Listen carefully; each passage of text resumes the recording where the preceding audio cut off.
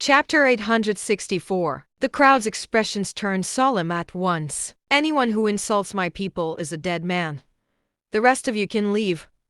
None are getting anything here, Wilbur said before turning to Cameron and the rest. Let's go see if we have any luck. Cameron, Catherine, and Dawson nodded along. There was nothing for them to worry about, not with a master like Wilbur on their side. Upon saying so, Wilbur led the way further into the valley as Cameron and the rest scrambled to follow behind him. Sheldon and the rest of the crowd looked at each other. None of them dared to even think about going after the treasure. Wilbur sparing their lives was already the best thing that could happen to them. Let's go. Cax did not waste another second and turned to run as fast as he could. Sheldon did the same, fleeing the scene. The other adventurers were at a loss for words. The next second, they began to run one by one as well. The beasts had retreated, but they would be sure to be lurking around again once Wilbur had left. The adventurers had one shot at getting out of here alive if they made it in time. If they missed their chance, they would be ripped apart by those beasts. All at once, the rest of the adventurers stumbled away, disappearing into the fog. The next second, however, the air was filled with cries of agony. Just then, Wilbur led Cameron and the rest along the way. Wilbur emitted a powerful spiritual pressure outward, and there were no more beasts that dared to challenge them. However, the powerful pressure put Cameron and the rest through quite a bit of discomfort. "Sir, could I ask what level you are at, really?"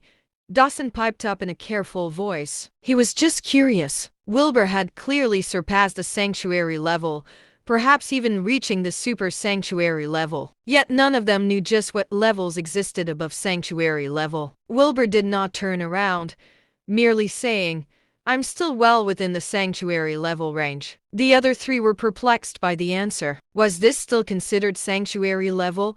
How wide was the range that he spoke of? Of course, there was actually an explanation for Wilbur's power. He had traits of the ancient dragon tribe that made his physical strength alone much more powerful than that of a sanctuary-level cultivator. On top of that, the dragon's chant that he was cultivating was considered the ultimate cultivation method of the ancient dragon tribe. Wilbur also had the dragon's altar, as well as multiple godly skills. He was fated to be the most powerful sanctuary-level cultivator there was. Just then, Wilbur quickened his footsteps. He sensed a powerful wave of energy.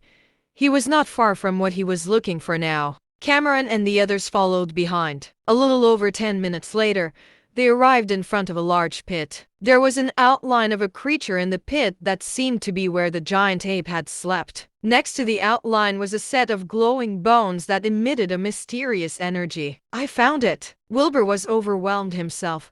That was the crystal bone, and a complete skeleton too. Cameron and the rest looked on in shock. It was clear that the skeleton did not belong to any regular mortal. The energy it was radiating was mysterious and powerful, and they hardly dared to move forward at all. That was because the pressure coming from this force was more than they could bear. Wilbur stepped forward slowly up to the pit. He had finally understood how the Valley of Death came to be. It was the energy that this skeleton gave off that caused the creatures in the Valley of Death to evolve. It was unclear how long this skeleton had been here, but it held a great deal of power. How terrifying of a being would the owner of this skeleton be when they were still alive?